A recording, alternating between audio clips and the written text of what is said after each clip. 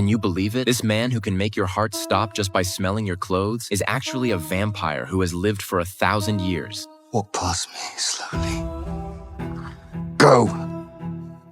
But don't run. Because the vampire instinct inside Matthew is undergoing a violent surge, and because running would trigger the prey hunting switch in his brain, he ordered Diana to walk slowly instead. Although vampires and witches are sworn enemies, Matthew did not harm Diana. On the contrary, he had been watching her from the shadows, even carrying a hint of protectiveness that he himself had not yet noticed. Ever since Diana accidentally opened the Book of Life, the atmosphere in the library had never been peaceful again. Recently, she could always sense many unfamiliar gazes around her. Those people who appeared to be reading were actually all watching her. Not a single one of them was truly reading. Diana sits down cautiously, only to see the witch Satu staring down from the second floor. All of this was because the person she trusted most had already told the secret of the Book of Life to the witch Knox. At that moment, Knox suddenly appeared. Using the excuse that he had known Diana's parents, he invited her out of the library alone. But his true purpose was only one thing: the Book of Life. Knox told Diana that the book records how the witches can eliminate vampires. He hoped Diana would come into contact with the book again and uncover its secrets. However, Diana detested all forms of war. She clearly stated that she did not want to be involved in the conflict between witches and vampires, so she directly refused Knox's request.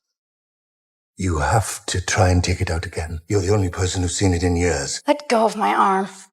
Diana ignored Knox's threat and simply turned and left. At this moment, Satu entered the room. Knox told her to use a more direct method. A few days later, Diana was jogging alone in the morning. As she passed along a forest path, Satu suddenly appeared and forcefully grabbed her wrist. At the same time, noticing the scar left by the Book of Life, she began chanting spells softly, trying to peer into the secrets within Diana's mind. But very quickly, Satu's expression changed because she sensed an even more powerful force inside Diana. She realized that this woman was not someone to be underestimated, so she could only let Diana leave. That night, Diana was invited to attend an academic forum, and like a lingering ghost, Knox appeared once again. He persistently questioned her about the whereabouts of the Book of Life, but Diana had no intention of eliminating any other species. However, this time, Knox crossed the line. He directly invaded Diana's consciousness with his mind, forcing her to reveal the location of the book.